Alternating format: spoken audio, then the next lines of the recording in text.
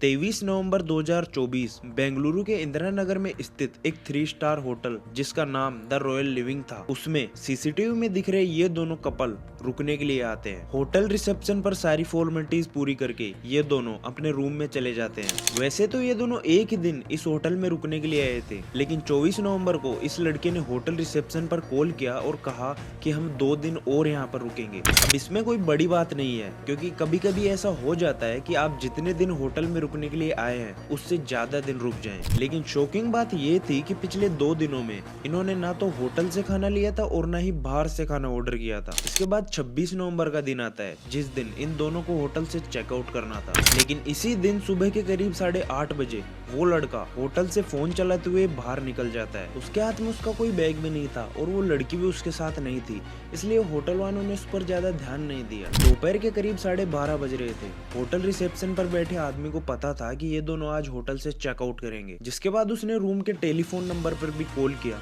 लेकिन किसी ने भी फोन नहीं उठाया। और उसके बाद उस लड़के के फोन नंबर पर भी उसने कॉल किया, लेकिन उसका फोन स्विच ऑफ आ रहा था। उसके बाद होटल स्टाफ का एक आदमी उनके रूम की तरफ जाता है और बाहर से उन्हें आवाज भी लगाता है, लेकिन किसी ने भी दरवाजा नहीं खोला। और जैसे ही वो उस दरवाजे को खोलता है तो अंदर से तेज बदबू आती है। और जैसे ही वो उस रूम में जाता है तो उसके सामने उसी लड़की की लाश खून से लथपथ बहुत ही बुरी कंडीशन में उसी रूम के बेड के ऊपर पड़ी थी। उसने भागकर होटल स्टाफ को ये सब बताया और जल्दी ही पुलिस और मीडिया भी वहां पर आ गई। लाश की कंडीशन देखकर साफ पता चल रहा था कि मर्डर बहुत पहले ही हो गया था, क्योंकि उससे बदबू भी आने लगी थी। बॉडी के पास से मिले सबूतों और होटल में की गई एंट्री से पता चला कि इस लड़की का नाम माया गोगोई डेका है, जो कि किसी आरव हनोई नाम के लड़के के साथ आई थी और वो लड़का अब होटल से गायब था। आखिर माया गोगोई को अचानक इतनी बेरहमी से किसने मारा और क्यों मारा, आइए जानते हैं आज के इस केस में।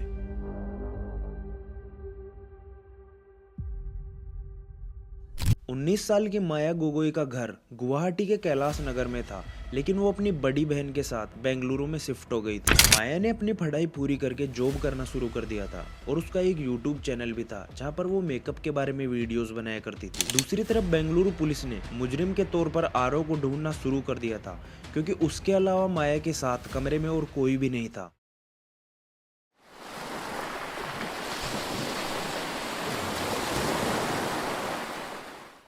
पुलिस इंक्वायरी से पता चला कि 21 साल का आरव केरला के कन्नूर शहर के थोटड़ा गांव का रहने वाला है। आरव भी इसी साल ही बेंगलुरु शिफ्ट हुआ था और यहाँ पर एक 15,000 की जॉब करता था। पुलिस ने आरव के फोन को ट्रैकिंग पर लगाकर उसे ढूंढना शुरू कर दिया था।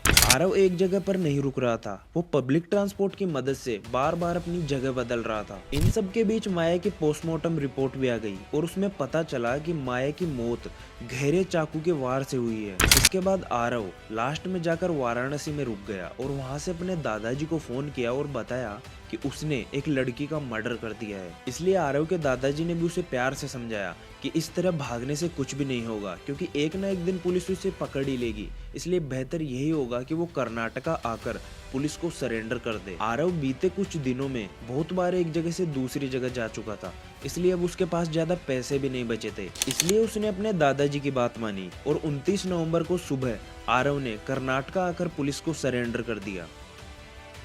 पुलिस ने आरव को गिरफ्तार कर लिया और उससे पूछताछ शुरू की तो आरव ने बताया कि उसी ने ही माया का मर्डर किया है। लेकिन जब पुलिस ने उससे ये पूछा कि तुमने माया को क्यों मारा, तो उसने पुलिस को ये बताया कि ये उसका पर्सनल मैटर है। पुलिस के बार बार पूछने पर भी आरव ने कुछ नहीं बताया। उसने हर बार सिर्फ यही कहा कि ये उसका पर्सनल मैटर है। इसके बाद पुलिस आरव को मर्डर लोकेशन पर लेकर गई और 23 नवंबर से 26 नवंबर के बीच इस कमरे में दोनों के बीच में क्या हुआ इसके बारे में पूछताछ शुरू कर दी। इसके बाद पुलिस को ये पूरा केस समझ में आने लगा था। आरव का जन्म केरला के कन्नूर में हुआ था। उसके दादाजी भी आर्मी में थे। आरव के पेरेंट्स का बचपन में ही डिवोर्स हो गया था, इसलिए उसकी माँ ने दूसरी शादी भी कर ली थी। इन सब की वजह से आरव अपनी माँ को छोड़कर अपने दादाजी के पास रहने के लिए चला गया था। माया के मर्डर से ठीक 8 महीने पहले आरव और माया बम्बल नाम के एक डेटिंग ऐप पर एक दूसरे से मिले थे। इस वक्त माया बेंगलुरु में अपनी जॉब कर रही थी और आरव केरला में अपनी पढ़ाई कर रहा था। कुछ टाइम बाद माया ने आरव को बेंगलुरु बुला लिया और उसे एक प्राइवेट कंपनी में जॉब दिलवा दी।